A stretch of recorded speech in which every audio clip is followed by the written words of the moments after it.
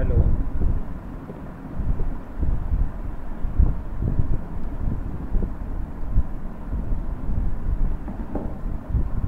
आज का हमारा ये topic parts of A flowers है,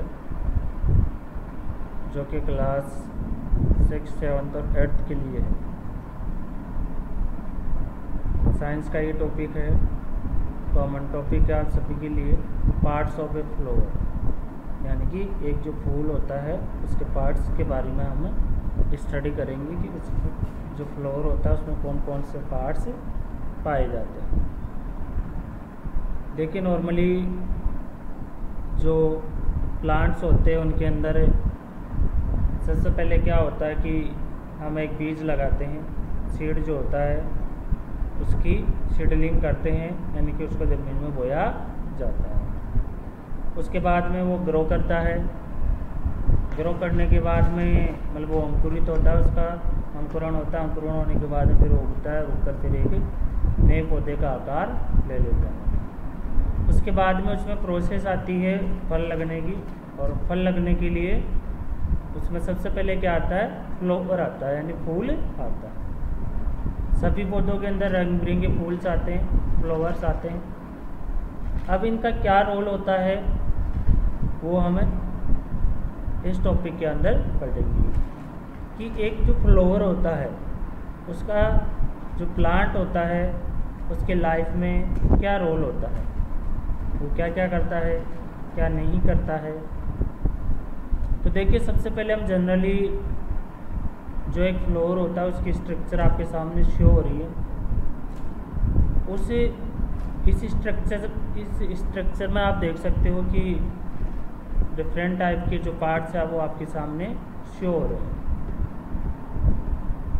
तो ये पार्ट्स आपने पहले भी इनके बारे में स्टडी की होगी। जैसे यहाँ पे शो हो रहा है petal, stigma, style, pollen tube, ovary, ओविल, stem, sepal, anther, filaments.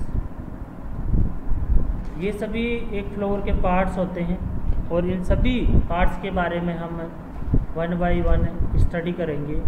इसलिए आपका जो फोकस है इस वीडियो पे होना चाहिए, और ये टॉपिक है जो आपको अच्छी तरह से समझ में आ जाए। इसके लिए आपका इंटरेस्ट होना ज़रूरी है। जब तक आप इस टॉपिक पर इंटरेस्ट नहीं लोगे तब तक आपके समझ में नहीं आएगा। कॉमन टॉपिक है, मोस्ट टॉपिक है, और ये टॉपिक जो है आपके आगे की, जैसे आप 9th में जाओगे, 10th में जाओगे, वहाँ पर भी ये टॉपिक आपसे पूछा जाएगा। इसलिए सभी स्टूडेंट्स को फोकस करना है। तो देखिए, हमारा फर्स्ट जो इसका टॉपिक है वो है पेटल। पेटल जो होती है वो क्या होती है, पत्तियाँ होती है। क्या होती है बच्चों, ये हमारा टॉपिक है फर्स्ट, पेटल। इस पेटल के बारे में मैं आपको जो भी इससे रिलेटेड क्वेश्चन है वो सारे बताऊंगा। हिंदी के अंदर इसको पेटल यानी दल भी बोल सकते हैं, या फिर पत्ती भी कह सकते हैं। क्या बोलते हैं बच्चों, दल या फिर पत्ती। जो फ्लावर होता है उस फ्लावर के चारों रंग बिरंगी पत्तियाँ आती हैं, यानी कि दल आते हैं। और ये दल जो होते हैं वो क्या होते हैं, रंग बिरंगे होते हैं। कैसे होते हैं बच्चों, रंग बिरंगे। और ये क्या करते हैं, जो कीट होते हैं उनको अपनी ओर आकर्षित करते हैं, अट्रैक्ट करते हैं। और वो अट्रैक्ट क्यों करते हैं उसके बारे में भी मैं आपको बताऊंगा आगे। तो जो पत्तियां होती है फूल के अंदर, फ्लावर के अंदर, आप सभी ने देखी होगी, इनको दल कहा जाता है, पेटल कहा जाता है। और ये क्या करती है, जो कीट होते हैं, इंसेक्ट्स होते हैं, उनको अपनी ओर अट्रैक्ट करती है। अब देखिए, अट्रैक्शन से क्या होता है कि जो कीट होते हैं इस फ्लावर की ओर अट्रैक्ट होंगे, और जैसे ही अट्रैक्ट होंगे तो इसमें क्या होगा कि जो पॉलिनेशन है उसके लिए वो उसकी ओर बढ़ेंगे, कीट जो इंसेक्ट्स है, और वो इसके ऊपर आके बैठेंगे। और जैसे बैठेंगे तो जो इनका परागकोश होता है, वहाँ पर परागकण पाए जाते हैं, वो इससे क्या होते हैं, उनसे चिपक जाते हैं। और चिपकने से क्या होता है कि वो जैसे ही वहाँ से उड़ते हैं, और उड़ने पर क्या होता है कि वो परागकण दूसरे फ्लोर के ऊपर गिर जाते हैं, या फिर उसी के ऊपर गिर जाते हैं, जिससे क्या होता है, निषेचन की प्रक्रिया संपन्न होती है। और एक नए जैसे ही प्रजनन होगा, प्रजनन होने के बाद में फिर क्या होगा, एक फल आएगा, यानी कि फल का निर्माण उस पौधे के ऊपर होगा। इस प्रकार से जो होते हैं प्लांट्स के अंदर फलों का निर्माण होता है।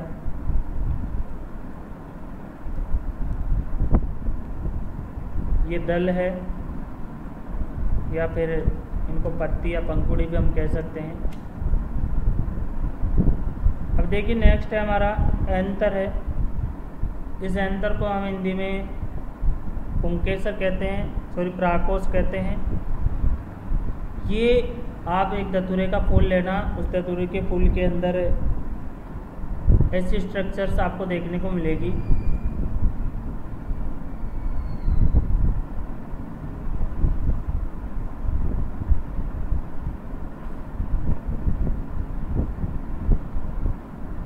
ये जो मैंने राउंड किया है इसको एंतर बोलते हैं। एंतर का मतलब क्या होता है, परागकोश होता है। ये इससे जुड़ा हुआ है यहाँ पे, यहाँ से लेके यहाँ तक। इसको क्या बोलते हैं, फिलामेंट बोलते हैं, तंतु। ये दोनों मिलकर स्टेमन का निर्माण करते हैं, और ये रिप्रोडक्शन मेल होता है, यानी कि इसको पुंकेसर कहा जाता है,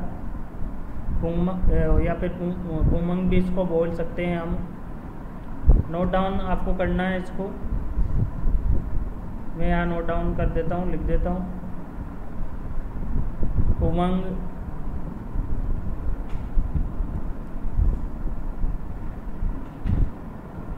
इसको हम बोलेंगे।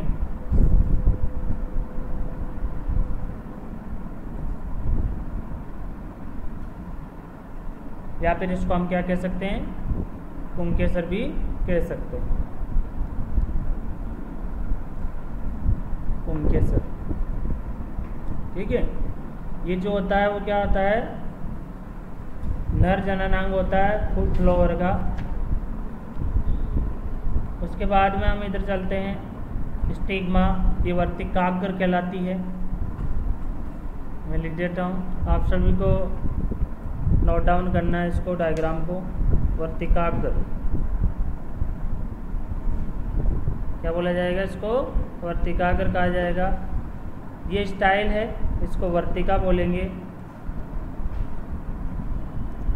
क्या बोलेंगे बच्चों, वर्तिका। और ये पोलन ट्यूब है, क्या है, पोलन ट्यूब, यानी कि पराग नलिका है, जो पराग कण आते हैं उनको लेकर जाती है। इसके बारे में अभी आपको विस्तार से बताऊंगा। पराग नलिका यानी कि पोलन ट्यूब।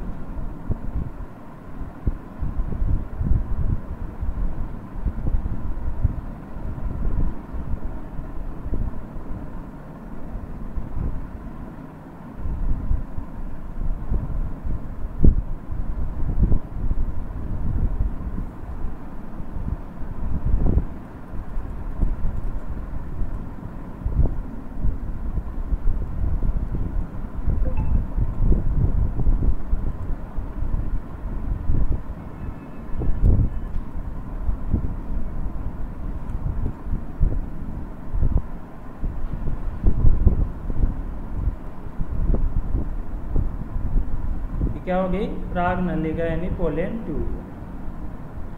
ये कार्पल हो गया, यानी कि जो फूल होता है उसका स्त्रीकेसर होता है, मादा जनन पार्ट होता है ये कार्पल। ये ओवरी है, ओवरी यानी अंडाशय।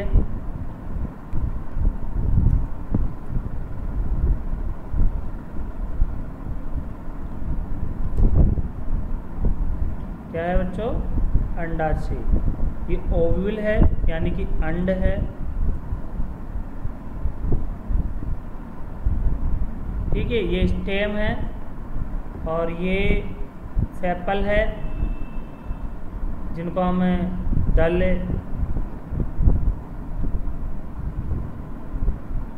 बोलेंगे। यहाँ पर भी मैंने ये दल लिखा, वैसे तो इनको पंखुड़ी कहा जाता है, पंखुड़ियाँ होती है ये प्रॉपर रूप से। लेकिन ये जो सेपल होते हैं ये बाह्य दल पुंज होते हैं, इनको आप दल की जगह बाह्य दल भी कह सकते हो। मैं यहाँ लिख ही देता हूँ बाह्य दल, मतलब ये बाहर की ओर पाए जाते हैं बाह्य दल, इसलिए इनको हम बाह्य दल बोलेंगे।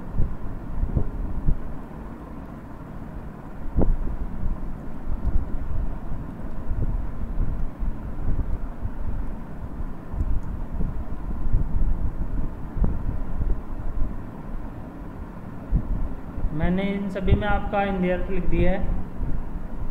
अब देखिए क्या होता है। सबसे पहले क्या होता है, आप ध्यान से सुनिएगा। जो परागकोश होता है ना, ये वाला एंतर जो होता है, जिसको हम परागकोश कहते हैं, इसमें परागकण बनते हैं। क्या बनते हैं बच्चों? परागकण। यानी कि जो परागकोश होता है, उस परागकोश के अंदर परागकणों का निर्माण होता है। देखिए इसका निर्माण होता है बच्चों परागकण। मैं लिख देता हूँ यहाँ पे।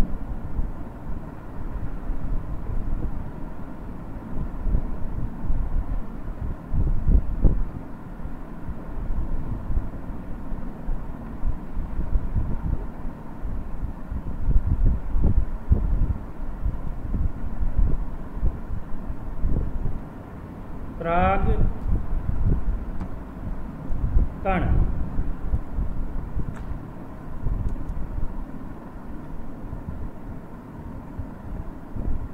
परागकोश में क्या बनते हैं बच्चों? परागकण बनते हैं इस परागकोश के अंदर। देखिए यहाँ पर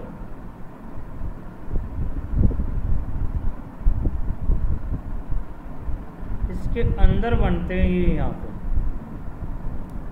आप धतूरा होता है जिसके एक बोल से लगती है कांटेदार, वो धतूरा होता है। उसका आप एक फूल लेना, उस फूल के चारों ओर आपको ये दल मिलेंगे, उसके पंखुड़ियाँ मिलेगी, उनको तोड़ना। और जैसे आप तोड़ोगे तो आपको उसके अंदर ऐसी स्ट्रक्चर मिलेगी। उस स्ट्रक्चर को आप छूना, जैसे आप छूओगे तो आपके हाथों के ऊपर एक पाउडर लग जाएगा।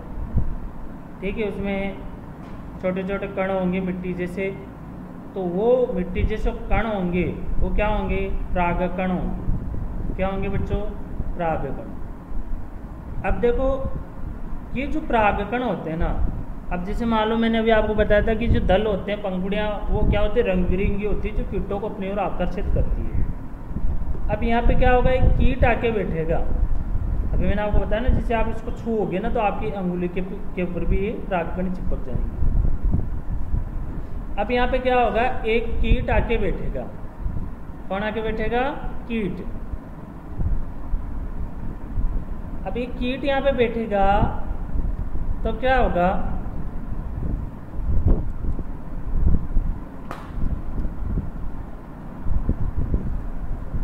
कीट क्या करेगा? इस परागकोश के ऊपर आके बैठेगा, क्योंकि आकर्षित हो गया, आकर्षित होकर फिर यहाँ इसके ऊपर बैठ जाएगा। जैसे ये बैठेगा तो इस कीट के ऊपर क्या होंगे? परागकण चिपक जाएंगे, क्योंकि ये चिपचिपे होते हैं। और चिपचिपे होने के कारण इस कीट के जो पंख होते हैं और भी अन्य जो इसकी बॉडी होती है वहाँ पर ये चिपक जाते हैं। और जैसे ये कीट उड़ेगा यहाँ से, तो उड़ने पर क्या होता है? कीट में कंपन होता है। कंपन होने से क्या होगा? जो परागकण है कुछ वापस गिरेंगे, और वो परागकण वापस गिरेंगे तो देखो कहाँ गिरेंगे? ये परागकण यहाँ गिरेंगे, इस जगह गिरेंगे। ये क्या है? वर्तिकाग्र है बच्चों। ये क्या है?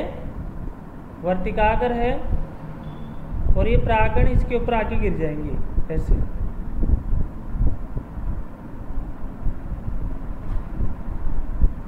इस तरीके से इस वर्तिकाग्र पर यहाँ गिर जाएंगे। जैसे यहाँ पे गिरेंगे तो बच्चों ये क्या होंगे, अंकुरित होंगे। जैसे बीज उगता है ना, वैसे ये उग जाएंगे। यहाँ क्या होगा, अंकुरण। मैं लिख देता हूँ यहाँ पे, अंकुरण होगा, यानी कि ये उगाएंगे। कौन उगाएंगे, परागकण उगाएंगे इस जगह। और ये अंकुरित होकर एक नली बनाएगा। यहाँ देखो ये नली दिख रही है ना आपको, जिसको अभी मैंने लिखा था पोलन ट्यूब। मतलब ये अंकुरित होगा और अंकुरित होकर क्या करेगा, एक इसके अंदर नली बनाएंगे। यहाँ पे ये जो आपको स्ट्रक्चर दिखाई दे रही है ना, ये वाली, इस स्ट्रक्चर में एक नली का निर्माण करेगा। ठीक है, ये नली क्या कहलाती है, पोलन ट्यूब यानी पराग नलिका कहलाती है। ये जो परागकण है इस नली में से होता हुआ, देखिए इस नली में से होता हुआ आएगा ऐसे ऐसे और यहाँ पे आ जाएगा। ठीक है, यहाँ पे आ जाएगा। भाई ये क्या होगा, पहले तो अंकुरित होगा, और जैसे अंकुरण होगा तो जो पराग नली बनी है उस पराग नली में से होता हुआ यहाँ आ जाएगा। समझ में आया। ये क्या है, अंडाशय। इस अंडाशय में अंड है। अंडाशय में क्या पाए जाते हैं, अंड पाए जाते हैं। यहाँ पे ये फूला हुआ भाग होता है, जो फूल होता है उसका ये फूला हुआ भाग होता है बच्चों, और जिसको हम इंग्लिश में ओवरी बोलते हैं, अंडाशय। इस अंडाशय के अंदर अंड होते हैं, ओव्यूल होते हैं। ये देखिए ये वाले, ये आपको छोटी छोटी स्ट्रक्चर दिखाई दे रही है, इनको ओव्यूल बोला जाता है।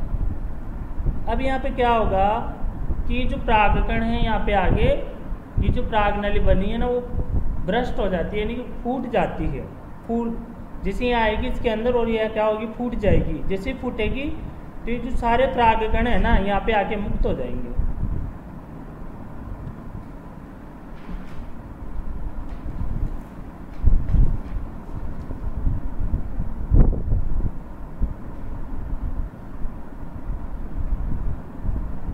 ये परागकण आके यहाँ क्या हो गए, मुक्त हो गए। अब जैसे यहाँ पे मुक्त होंगे तो ये क्या होंगे, जो अंड है ना ये, इस अंड से ये क्या करेंगे, क्रिया करेंगे, निषेचन करेंगे। और जैसे ये आपस में संलग्नित हो जाएंगे, एक दूसरे से ये जुड़ जाएंगे और जुड़कर क्या करेंगे, ये जो निषेचन है उसकी प्रक्रिया संपूर्ण कर लेंगे।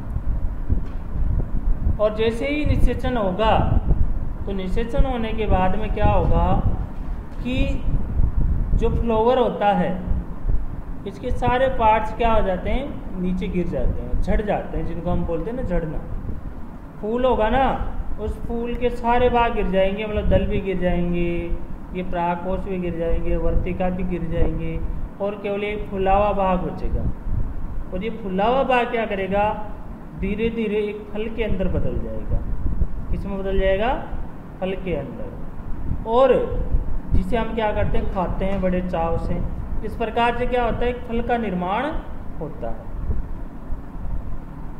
अब देखो बच्चों,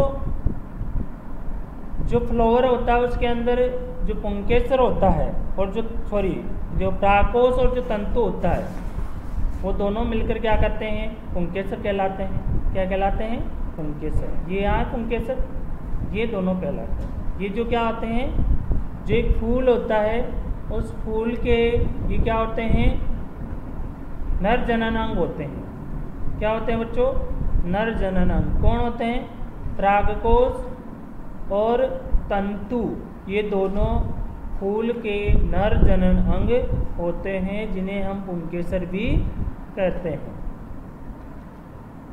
और वर्तिकाग्र, वर्तिका और अंडाशय, ये तीनों फूल के मादा जनन अंग होते हैं। क्या होते हैं, मादा जनन अंग होते हैं। अब देखिए, अभी मैंने आपको बताया कि जो परागकोश होता है, अभी मैं आपको पढ़ा रहा था तो मैंने कहा था कि ये परागकोश है यहाँ पे। इस परागकोश से, ये वाला परागकोश है, इस परागकोश से क्या होते हैं, परागकण, परागकोश से परागकण कहाँ जा रहे हैं, वर्तिकाग्र पर। कहाँ जा रहे हैं, वर्तिकाग्र पर। इस प्रक्रिया को, मतलब परागकोश से परागकणों का पुष्प के वर्तिकाग्र पर जाना, परागकोश से, परागकोश के अंदर बहुत सारे क्या होते हैं, परागकण बनते हैं। और ये परागकण मैंने अभी आपको बताया कि कैसे होते हैं, चिपचिपे होते हैं, जिसे अगर आप हाथ लगाओगे तो आपके ऊपर, आपके हाथों के ऊपर भी ये चिपक जाएंगे। ठीक है, जैसे ये चिपकते हैं, अब चिपकने के बाद में क्या होता है कि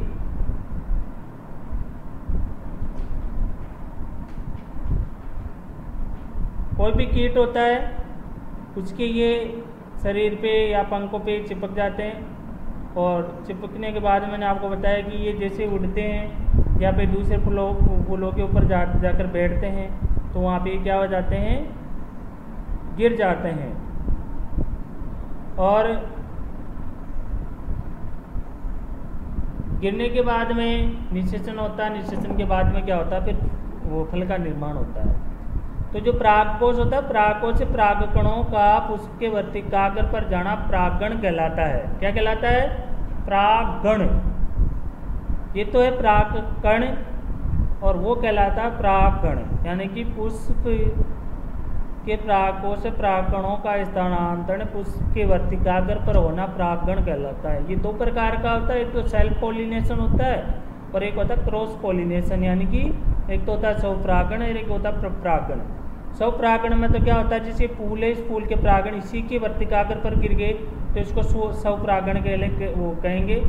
और इस परागकोश के परागण दूसरे फूल के ऊपर गिर जाए तो उसको हम क्या कहेंगे, प्रपरागण कहेंगे। ओके, अब आपको ये स्ट्रक्चर बनाना है, सारा मैंने आपको समझा दिया है, और स्टेप बाय स्टेप जो मैंने प्रोसेस आपको समझाई हो, आपकी नोटबुक के अंदर आपको लिखना भी है। एक बार मैं दोबारा बता देता हूँ आपको। ये मैंने आपको बता दिया है कि आप देखो, सबसे पहले क्या लिखोगे, दल। दल के अंदर लिखोगे कि दल क्या करते हैं, कीटों को अपनी ओर आकर्षित करते हैं। ठीक है, फिर आप लिखोगे बाह्य दल। बाह्य दल के अंदर आप क्या लिखोगे, बाह्य दल क्या करते हैं, पुष्प के जो आंतरिक अंग होते हैं उनकी रक्षा करते हैं, यानी पुष्प के आंतरिक अंगों की रक्षा करते हैं। फिर लिखोगे आप परागकोश। परागकोश में परागकणों का निर्माण होता है। फिर लिखोगे फिलामेंट, यानी तंतु। तंतु से कौन जुड़ा होता है, परागकोश। फिर लिखोगे वर्तिकाग्र। वर्तिकाग्र पर क्या होते हैं, परागकण अंकुरित होते हैं। फिर लिखोगे वर्तिका। वर्तिका में क्या होता है, वर्तिका वर्तिकाग्र से जुड़ी होती है। फिर लिखोगे परागनली। परागनली क्या करती है, परागकण जो होते हैं उनको अंडाशय तक पहुंचाने का कार्य करती है। फिर अंडाशय लिखोगे। अंडाशय में क्या होता है, अंड का निर्माण होता है। ये सारी प्रक्रिया लिखने के बाद में आप लिखोगे कि परागकोश में परागकणों का निर्माण होता है, और परागकण निर्माण होने के बाद में जो दल होते हैं वो कीटों को अपनी ओर आकर्षित करते हैं। आकर्षित करने के बाद में वो कीट वहाँ से एक स्थान से दूसरे स्थान पे जाते हैं, और परागकण जो होते हैं वो उसके वर्तिकाग्र पर गिर जाते हैं। वर्तिकाग्र पर गिरने के बाद में वहाँ पे अंकुरित होते हैं। अंकुरित होने के बाद में क्या करते हैं, वर्तिकाग्र में एक परागनली का निर्माण करते हैं। उस परागनली से जो परागकण होते हैं वो पुष्प के अंडाशय तक पहुँच जाते हैं, और पुष्प के अंडाशय तक पहुँचने के बाद में फिर क्या होता है कि वहाँ पे वो परागनली फट जाती है। फटने के बाद में सारे परागकण वहाँ मुक्त हो जाते हैं, और फिर अंड से क्या करते हैं, निषेचन की प्रक्रिया संपन्न करते हैं। निषेचन के बाद में फिर क्या होते हैं, पौधे के जो अन्य भाग होते हैं वो क्या हो जाते हैं, सारे मुरझाकर गिर जाते हैं। ये प्रोसेस हो गया आपका सारा। अब मैं आपको इसका एक इंग्लिश के अंदर PDF बनाकर भेज दूंगा, तो आपको ये समझने के लिए मैंने पूरा हिंदी में बता दिया है। आप उसको रीड करना और आराम से और समझना। आज के लिए इतना ही। Thank you.